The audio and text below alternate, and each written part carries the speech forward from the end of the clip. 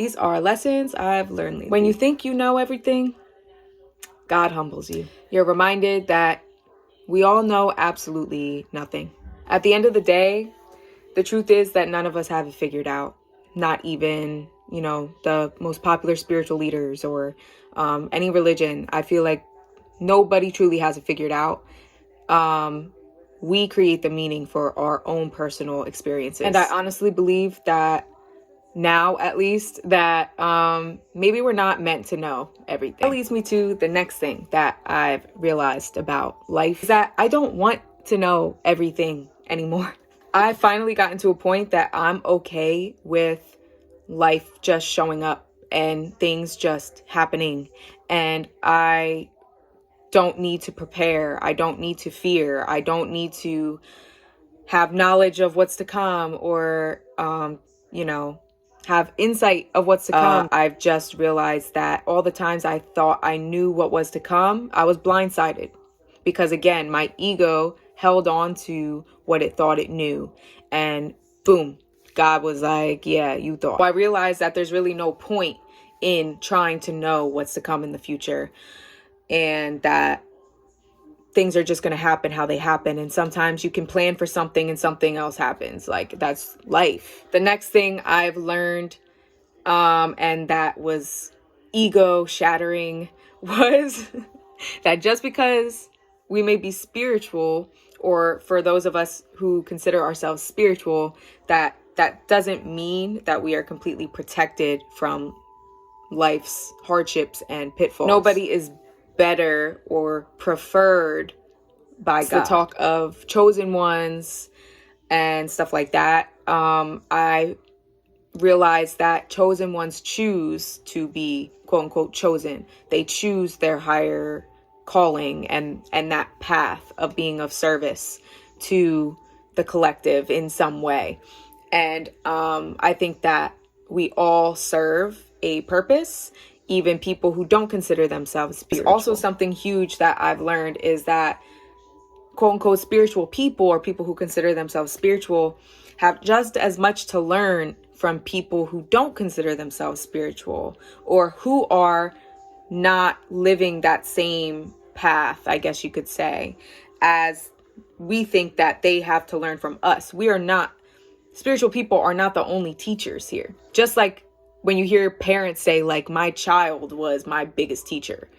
I think that when we're open to how others, no matter what their life looks like to us, if we're open to how they can affect us and how experiencing them can affect us, how having them in our lives can affect us, and we're open to that, I think that it leaves room for a lot of growth for anybody, no matter what you consider yourself, no matter how far along on your path you think you are. Another big thing I've learned as of recently is that authenticity and being authentic is not just when you're feeling your best. We are meant to embrace and express every part of ourselves, meaning obviously not harming others, but in a way that is healthy. And I feel like, people tend to feel maybe ashamed, or like they aren't allowed to have a bad day. They aren't allowed to share their maybe darker components to their personality, or to how they're feeling, because of maybe how we are seen or how we want people to see us. And I think that that's really unhealthy. And I've realized that I do that. I try to keep this perfect persona to others and as if I'm a rock, when at the end of the day, I'm like an emotional mess, like a lot, because I just am. I think so deeply into everything. And I take a lot of things, especially me and my life, very seriously. I have been probably my biggest critic. I've been harder on myself than anybody could ever be. I am a Leo and I'm a Virgo Venus. So, I always try to be that perfect thing, or what I viewed as perfect. I always seeked out perfect people, when in reality, it's always a front, because nobody's perfect. There's no perfect person. There's no perfect relationship. There's no perfect job. There's no perfect anything. Nothing is perfect. There's no such thing. And I think that our society kind of tells us that God views this type of person as perfect, this mold that we have to all try and fit in, even in just society in general, or what's accepted, or what's cool at the time, or what's considered beautiful. And I think that being authentic is the most beautiful thing, and embracing your authenticity, that's what I'm drawn to now. I'm drawn to people who are authentically themselves, who are not trying to be anything other than them, and are openly expressive about their authenticity and who they really are, and their darker components as well as their light components. And that's what I'm choosing to be, and that's what I'm choosing to have around me now, and not people who are trying to keep up some sort of fake persona, but behind closed doors they're a totally different person, because they're not accepting themselves and all components of themselves like I wasn't. Another lesson I've learned is that life, this is kind of bouncing off what I just said about perfection, seeking perfection, trying to be perfection, is that life will never be perfect. That there is no destination that we're trying to get to, that we're here to experience. And we're meant to experience. We're not meant to reach a certain destination. When I pass, am I gonna look at all that I've accomplished and be proud of it? Probably, but what would I be the most proud of? And I feel like what I'd be the most proud of when I'm no longer in this experience, in this lifetime, is how I've affected people in a positive way, but also how I've just helped people, even if it was in a negative way, even if it negatively affected them, it still was a catalyst for maybe something positive. Obviously not meaning to negatively affect people, because I don't mean to ever, but I think that I would look at that. I would look at how I was a domino effect in certain people's lives, or just people I wouldn't even expect, or in the collective energy, how I affect the collective. And if I did my best in being my authentic self, if I was my best in being real and being creative with that and expressing my creativity, because that's such a huge component to me that I didn't share for so long because of fear of judgment. And I think that is probably the main thing that I would look back on and regret not doing, is not being my self, which is being a creator and creating from my heart, not caring how many people it affects, just as long as it affects somebody, or putting it out there in hopes that it does, even if it doesn't, trying. And that's the thing that I've come to terms with as well, is that like, even if I only affect my close loved ones, or a small circle of people, a small collective, then I'll be happy and satisfied with that, because again, it's a domino effect, no matter how many people we affect. And not everybody is meant to affect millions of people. It's just, that's the reality. And I think that as long as we're living authentically, and as long as we are being ourselves, as long as we are, doing our best to have the best intentions for people in our lives and people that we come across, and being kind and being real as possible, then I think we've done our work. That's just how I feel now. And I think that I put a lot of expectations, too high of expectations, on things that I've done in my life, and things that, how I'm supposed to show up, and how good I'm supposed to do in what I do. And it's just not about that. I've just come to terms with that now, that, however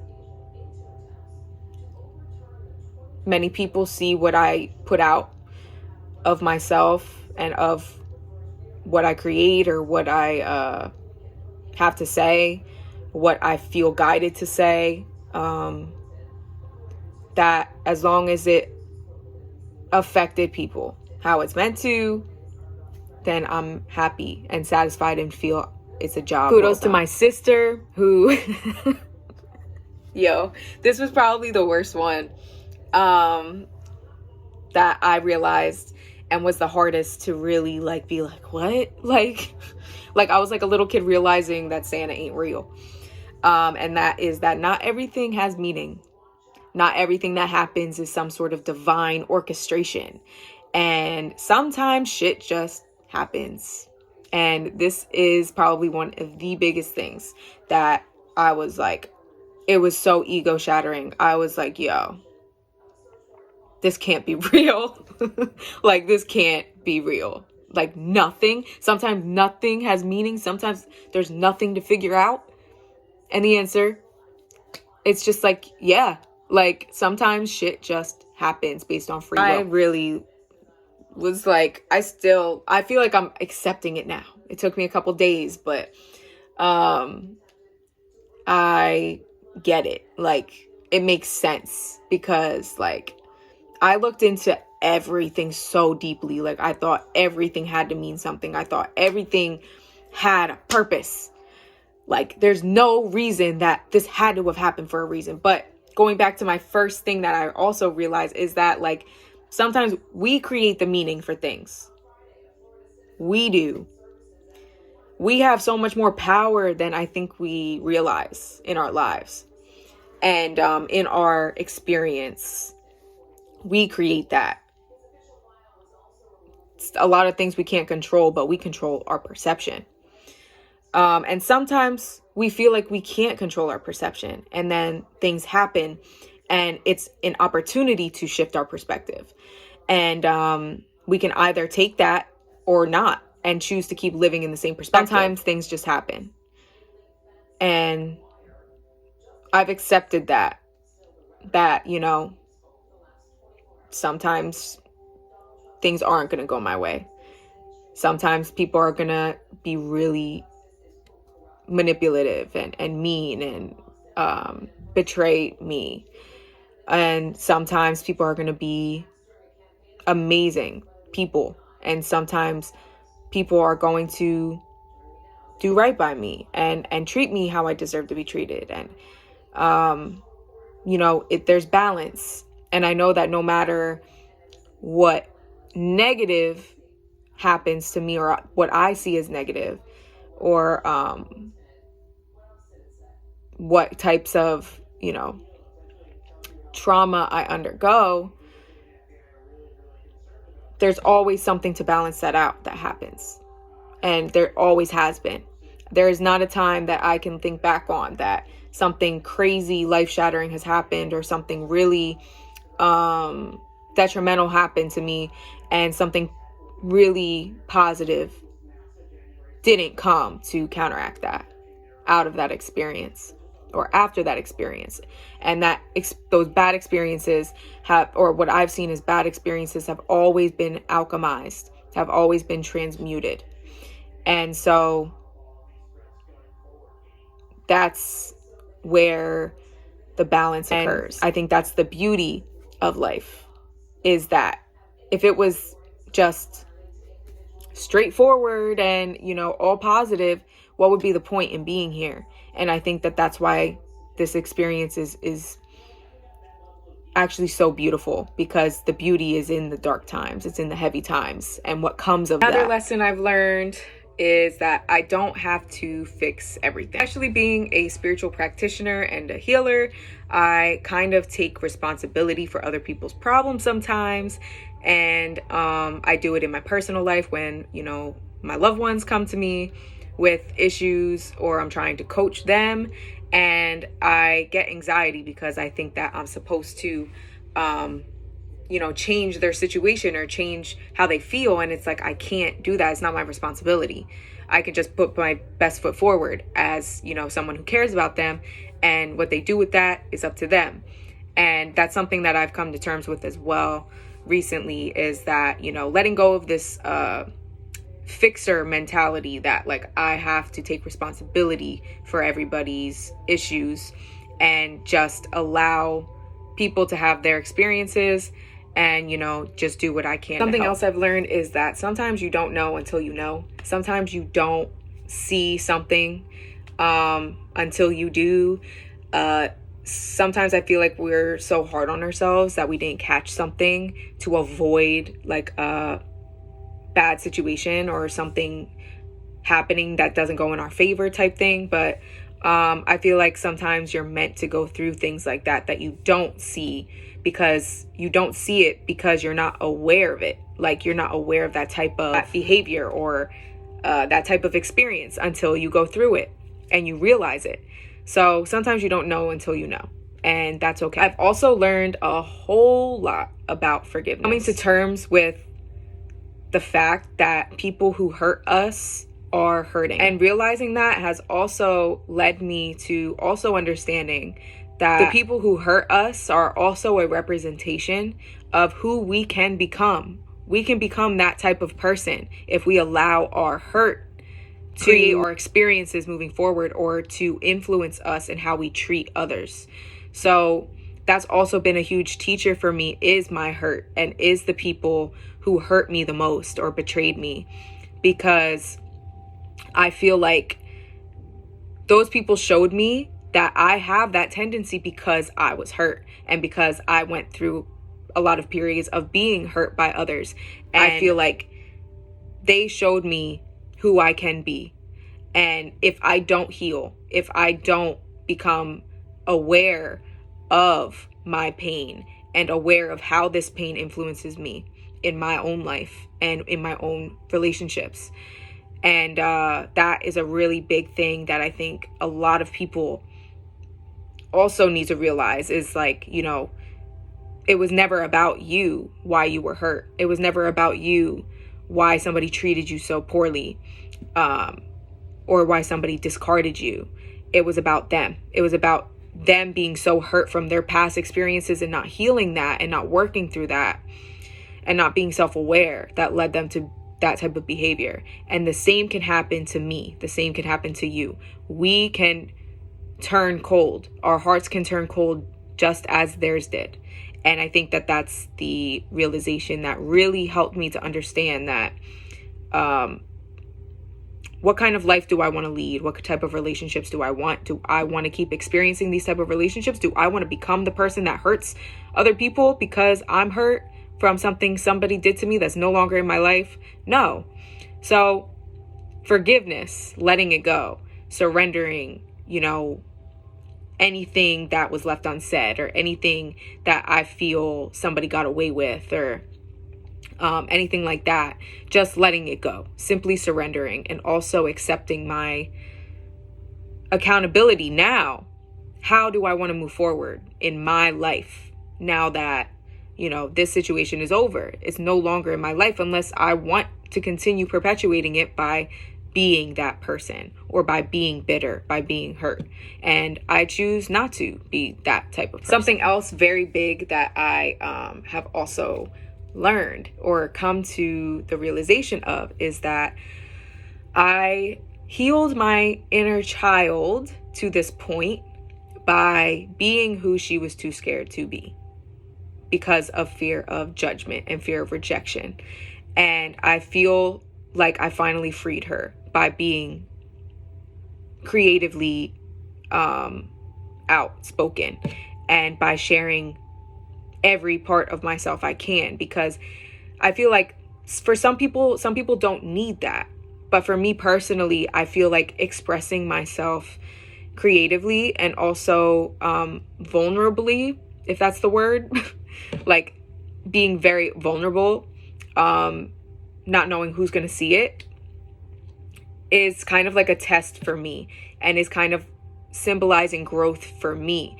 And it's not just about putting myself out there and helping people with whatever I have to say, but it's also about freeing myself and freeing the me that felt so caged for so long. That's something that I'm very proud of myself for doing, because the old me would never. The old me would never. That is where I think fulfillment comes from, is from being vulnerable. The most fulfilling conversations and the most fulfilling anything comes from being vulnerable and being really raw.